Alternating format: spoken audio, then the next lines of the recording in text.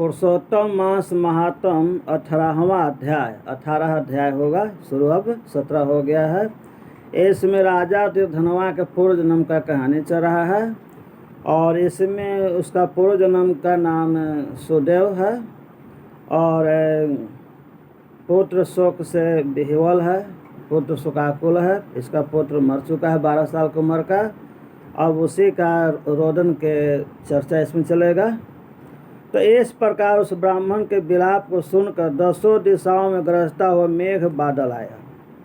तो माने कि चारों तरफ मैं शोकाकुल हो गया। सिर्फ वो दोनों प्राणी नहीं, पूरा देश, दुनिया, समाज, प्रकृति सब व्याकुल हो गए, सब शोकाकुल हो गए।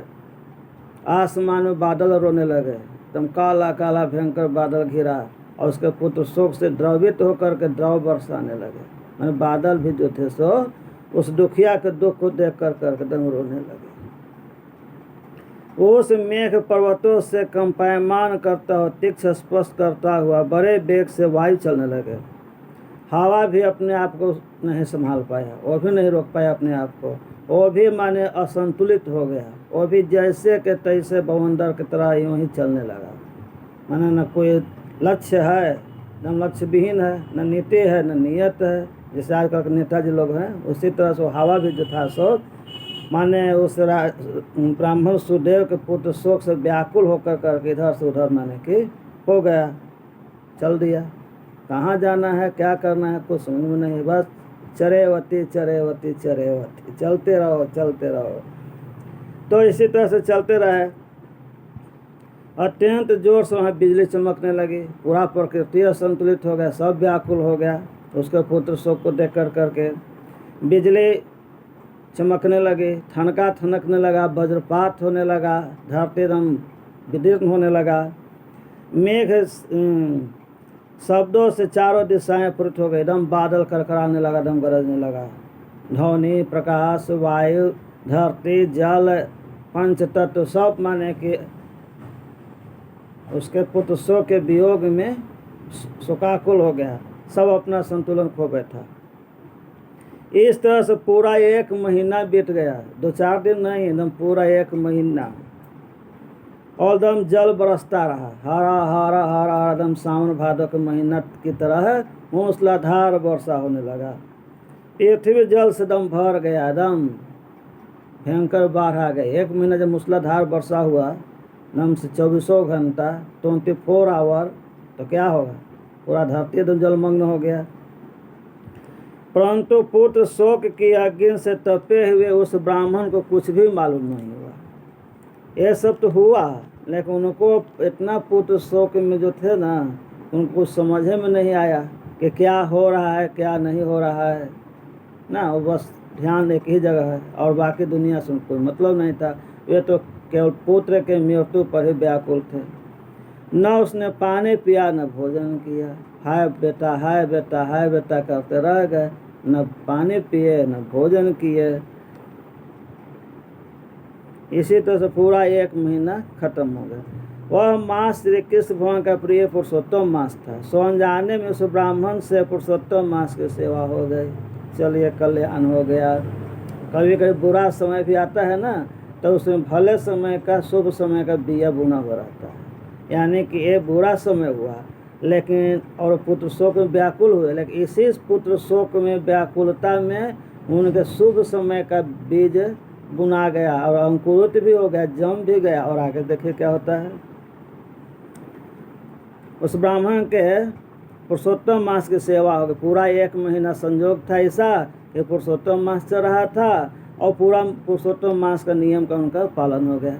अर्थात पुरुषोत्तम मास का महात्म का, उसका पुण्य फल देखो पूरा का पूरा प्राप्त करना चाहते हैं, उनको पूरा मिले, तो उसके लिए आपको पूरा 1 महीना निराहार रहना होगा, अन्न जल का त्याग करना होगा, तभी इस महीना का पूरा फल आपको मिलेगा। और नहीं तो जथा जोग्यम तथा कुरु, जितना कीजिएगा उतना पाइएगा। कहावत है, जितना गुड़ डालिएगा उतना मीठा होगा। तो उसी हिसाब से समझ लीजिए कि आप कितना कर रहे हैं। जितना आप इस पुरुषोत्तम मास का सेवन कर रहे हैं, मान इसके नियम को पालन कर रहे हैं, कितना स्नान कर रहे हैं, दान कर रहे हैं, पूजा कर रहे हैं, जप कर रहे हैं, कि 24 घंटा का रामायण कर रहे हैं, कि रुद्राभिषेक कर रहे हैं, जो भी आप कर रहे हैं, आप समझिए कि आप जितना कर रहे हैं उसके अनुकूल आपको अवश्य मिलेगा, उससे ज़्यादा मिलेगा। लेकिन जो पूरा 1 महीना निराहार रहेगा उसका बराबरी तो नहीं होगा। तो भगवान श्री कृष्ण अत्यंत प्रसन्न होकर करके प्रकट हो गए। न प्रत्यक्ष से हम खड़ा हो गए, ईश्वर साक्षात नारायण उनके सामने प्रकट हो गए। उस मेघ बरसना बंद हो गया। भगवान के आते ही सब वातावरण शांत हो गया। जो उथल पुथल हो रहा था ना, सब शांत हो गया, सबको शोकाकुल व्याकुल खाता। उस मेघ बरसना बंद हो गया। फिर उस ब्राह्मण ने श्री कृष्ण भगवान को देखकर शीघ्र पुत्र को पृथ्वी पर रखकर स्त्री सहित श्री कृष्ण भगवान को दंडवत नमस्कार किया। वो अपना मरा हुआ बेटा को नीचे जमीन पर रख दिया अच्छा से ढंग से, और दोनों प्राणी भगवान श्री कृष्ण को प्रणाम किया। एक तरह का परीक्षा होता है, और इस तरह की परीक्षा हर किसी के साथ होता है, और आपको उस परीक्षा में पास होना होता है। जब परीक्षा पास करिए जाए तब आपको परिणाम फल, जिसको सर्टिफिकेट के लोग नाम से जानते हैं, तो जब एग्ज़ाम दीजिएगा, एग्ज़ाम में पास करिएगा तब आपको सर्टिफिकेट मिलेगा। यदि फेल कर गए तो गए काम से, सर्टिफिकेट तो नहीं मिलेगा। तो इनको अब सर्टिफिकेट मिल जाएगा। और हाथ जोड़कर श्री कृष्ण भगवान के आगे बैठ गए। अनजाने पुरुषोत्तम मांस के सेवन से प्रसन्न होकर भगवान अमृत वाणी से बोले, बड़ा प्रेम से बोले। पिछला प्रेम से नहीं बोले थे, क्योंकि उसका दुर्भाग्य था, लेकिन अब उसका सारा दुर्भाग्य समाप्त हो गया। इसलिए और जब समय सुंदर आता है तो सबको प्रेम वाणी बोलता है, और जब बुरा समय आता है तो अपनों से भी झगड़ा होता है। तब इसका शुभ समय आ गया। हे सुदेव, तुम धन्य हो, तुम अत्यंत भाग्यशाली हो। जो कुछ होने वाला है सो सुनो। जो होने वाला था वो पहले हम सुना दिया, अब जो होने वाला है अब उसमें कुछ परिवर्तन हो गया है। अब उसको ध्यान से सुनो कि तुम्हारा भविष्य में क्या होने वाला है। हे ब्राह्मण, इस पुत्र की 12,000 वर्ष की आयु होगी। मैंने पिछला बार तो कहा था कि लड़का 12 साल जिएगा, और सचमुच में वही हुआ, 12 साल ही जिया। 12वां साल पूर्ति होते होते ख़त्म हो गया। लेकिन अब इस पुरुषोत्तम मास के महात्म से तुम इसका सेवन किया, पालन किया, तो अब इसका आयु जो है सो 12,000 साल हो गया। हे ब्राह्मण, ब्राह्मणों में श्रेष्ठ तेरे को सुख देने वाला होगा। और ये आवारा लड़का आजकल के जैसा नहीं होगा। धन माता पिता के भक्त होगा, सबको आनंद देगा, जो कहिएगा वही आपके अनुकूल चलेगा। इसमें कोई शंका संदेह मत करिए। मैंने तुमको पुत्र दे दिया। माने जो तुम्हारा पुत्र जो अकाल के काल में चला गया था, समा गया था ना, वहाँ सब उसको निकाल करके तुमको लौटा दिया। नारायण कहने लगे, हे नारद, भगवान के इतना कहने पर वह ब्राह्मण पुत्र जीवित हो गया। वो जो सुखदेव जो था ना, सुग्गा बनकर आया था, उसी की कहानी हो रहा है। तो सुखदेव जो है सो जिंदा हो गया। और ब्राह्मणों और उसकी स्त्री दोनों ही पुत्र को देखकर बड़ा प्रसन्न हुए। जिसका मरा हुआ बेटा जी जाए वो कितना आनंदित होगा, ये तो वही समझ सकता है। या जिसके साथ इस तरह का घटना घटा हो, आजकल भी ऐसा कभी कभी हो जाता है, तो उनके कितना आनंद होता होगा वो तो वही समझे, चाहे देखने वाले लोग समझेंगे। यानी एकदम खुशी के आंसू चलने लगा, एकदम पंधार चलने लगा, एकदम सब कपड़ा भीग गया। देवता भी पुष्पों की वर्षा करने लगे। जहाँ नारायण आ गए तो बाकी देवता लोग को सब विषाद है, वो भी हरा हरा एकदम फूल के वर्षा करने लगे। पूरा वातावरण प्रकृति ब्रह्मांड जो है सो खुशमय हो गया, आनंदमय हो गया, सुगंधमय हो गया। सुखदेव ने दोनों माता पिता तथा श्रीहरि को नमस्कार किया, और गरुड़ भी पुत्र सहित ब्राह्मणों को देखकर अत्यंत प्रसन्न हुए। जो गरुड़ भगवान पहले विचलित हो चुके थे, थोड़ा सा इधर उधर हो गए थे ना, उसका पुत्र को आयु कम समझ कर करके, पुत्र न होने की बात सुन कर करके, ये लेके अब सब उल्टा हो गया। अब सब सुन करके प्रसन्न हो गए।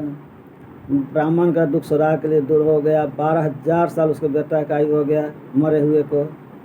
अत्यंत प्रसन्न हुए। तब ब्राह्मण आश्चर्ययुक्त होकर श्रीहरि को प्रणाम किया। वो बड़ा आश्चर्य में पड़ गया, हाथ जोड़ करके बड़ा प्रेम से बोलने लगा। उसको जो संदेह हो गया था उस संदेह का निवारण पूछने लगा। कहा कि हे प्रभु, मेरे 4,000 वर्ष से वह निरंतर महाकठिन तप करने पर आपने कठोर वचन मुझसे कहते, आप अभी बतलाइए कि इससे पहले हम 4000 साल तक तपस्या किए थे, एकदम कठिन तपस्या किए थे, फिर भी आप हमको कह देते कि तुमको 7 जन्म तक वंश नहीं होगा। अब आप ही बतलाइए कि किसी तरह से आप प्रसन्न हो गए तो एक पुत्र दिए, वो भी 12 साल के आयु के दिए। अब कैसा कौन सा घटना घट गया, ऐसा क्या हुआ कि मेरा मरा हुआ पुत्र जिंदा हो गया, वो भी 1-2 दिन के लिए नहीं, पूरा 12,000 साल तक के लिए। ये सब कैसे हो गया? हमने तो न कोई दान किया, न कोई तप किया, न जप किया, न कोई पूजा पाठ किया, तो फिर ये सब हुआ कैसे? मेरे 7 जन्म में पुत्र का सुख नहीं था, सो इसी जन्म में पुत्र का सुख कैसे प्राप्त हो गया? उस वाक्य के उल्लंघन है तो मरे हुए पुत्र को जीवित करने का क्या कारण है? आपका वचन मुझे झूठा कैसे हुआ? क्या कारण है? ये सब हमको समझा दीजिए। तो ये सब आपको हम अगला अध्याय 19वां समझाएंगे। 18वां अध्याय पूरा हो गया। एक सवाल हुआ, इस सवाल का जवाब होगा वो अगला अध्याय में होगा। तो जय हिंद, जय भारत। लाइक, शेयर और सब्सक्राइब करें, भगवान की भक्ति करें, इस माह का नियम पालन करें, स्नान दान पूजा ये सब यथाशक्ति करें, एकादशी करें और कुछ भी कर सकते हैं।